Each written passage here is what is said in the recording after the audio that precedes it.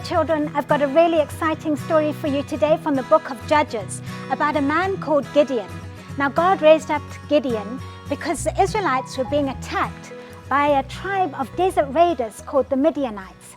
And the Midianites would ride into Israel on their camels like an army of locusts. And they would destroy everything that they came across. They would steal the cattle and the sheep and the donkeys.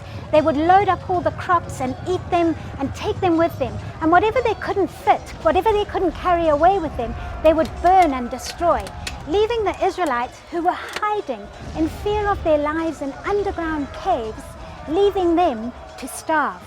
And so the Israelites would cry out to God and beg him to come and rescue them. And God sent an angel, a fearsome, amazing angel. And this angel appeared to Gideon. And he said to Gideon, "The Lord is with you, mighty warrior." Now when this angel appeared to Gideon, Gideon was threshing wheat. Now threshing is when you beat your wheat on the ground. So you would normally do it out in the open, because you're trying to separate the grains from the husks and the stalks, and it's a dirty, dusty job. So you want to be out in the open where the wind can blow it all away. But because Gideon was afraid and didn't know when the Midianites were coming, he was hiding in an underground wine press, and that's where he was threshing his wheat. So you can almost imagine when the angel said to Gideon, "Mighty warrior," he maybe kind of looked behind him, or who was the angel looking at? Because he didn't feel mighty, he didn't feel like a warrior. And then the angel went on and he said to him, "Go in the strength that you have and save Israel. Am I not sending you?" Well, Gideon was so confused. He thought, I'm not strong. I don't feel like I'm strong. And I certainly don't feel like I can save Israel. You see, Gideon was the youngest in his family, and his clan was the smallest in the whole of the tribes. And so he didn't think that really God got the right person. And he wanted to make sure as well, was this really God, the Lord of Israel, who was asking him? And was it the God of Israel who was promising to be with him? So he asked the angel to wait, and he went off and he made an offering. And he came back to the angel and he laid before him some meat and some bread. And the angel took his staff that he was holding, and as it touched, the meat and the bread burnt up in flames. Well, Gideon was so shocked. He knew immediately that this was a messenger from God, the Lord of Israel. And the first thing that he did is he went out under cover of darkness, because he was still a bit afraid, and he destroyed the altars of the gods that his family and his tribe had been worshipping, to Baal, an idol, a foreign god. And he set up a new altar to the God of Israel, and on that he sacrificed a bull. But Gideon still wanted to be sure, was God really asking him?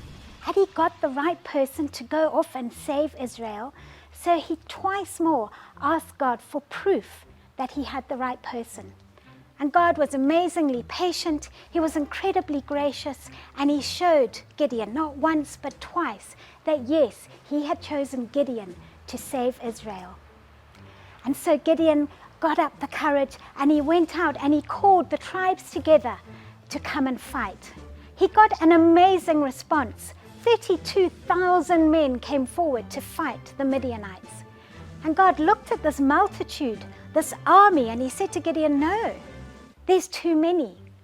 If you go with all these men and you win against the Midianites, the Israelites are going to say, well, we did that. We were strong enough. We didn't actually need God." And so he said to Gideon, "Tell the men, if any of you are afraid, you can go home." So that's what Gideon did. And 22,000 of them went home. I wonder how Gideon felt then. And then God looked at the rest. Now there were still, if you're good at maths, you would have worked out there were still 10,000 men there. And God said, "Still, Gideon, there's still too many. Take them to the spring and watch and observe how they drink water." Now 300 men knelt down on one knee, and they scooped up the water in their hands, still ready, still alert, whilst they drank their water. The rest of the men lay down almost on the ground and put their faces close to the water and lapped like a dog.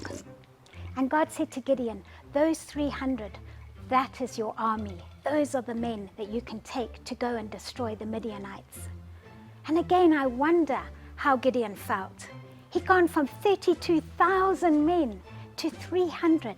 But God had obviously done something, because Gideon went that night to fight the Midianites. They camped near them, and he positioned his men all around the Midianite army. And at Gideon's signal, the men gave a huge shout of praise to God. They blew their trumpets, and they smashed their jars, which were hiding their flame torches in. Well, the enemy army got such a fright. They got the fright of their life. There was such a noise. There was such dazzling light that they got up and they ran for their lives. In fact, the Bible also says that thousands of them turned on each other and they killed each other. They were so confused and so afraid. And that's how we know that Gideon destroyed the Midianite army. And the Bible says for the next 40 years, Israel lived in peace. Now, it's such a brilliant story, and maybe a favorite for lots of us, because we can feel like Gideon at times.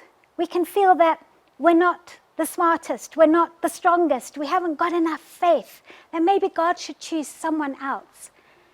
But we read in the story that God saw in Gideon a mighty warrior long before Gideon knew that that's what he was. And that God was patient with him and gracious, and that he brought him to a place where Gideon knew he could do this. With God with him, he could do it. It's so important that we notice that at the beginning, that before God could use Gideon in a powerful way, Gideon had to sort out his life. He had to get rid of the altars of worship to foreign gods. And children, sometimes we've got to do that. We've got to make sure we're living our lives right with God. We're being obedient to our parents. We're doing what we're asked to do. We know what's right and what's wrong. And we sort that out, because then God can use you in a powerful way. And I really hope that you want to be used in a powerful way by God. And the last thing that I want us to see is that even though the times were tough and things were really hard, that's when the Israelites could hear God. And that's when Gideon could really be used. So we must never make the mistake of thinking that when things are tough and when things are hard, that God has abandoned us. School might be tough, but God is there waiting for you to call out.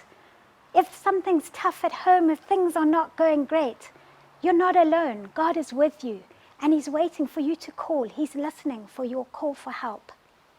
And you don't need an army. You don't need a big fighting mass around you. You just need to trust God and know that he has put inside you everything that you need for whatever battle you're going to face, as long as you're facing it with him. So guys, it's a really exciting story, a fun story.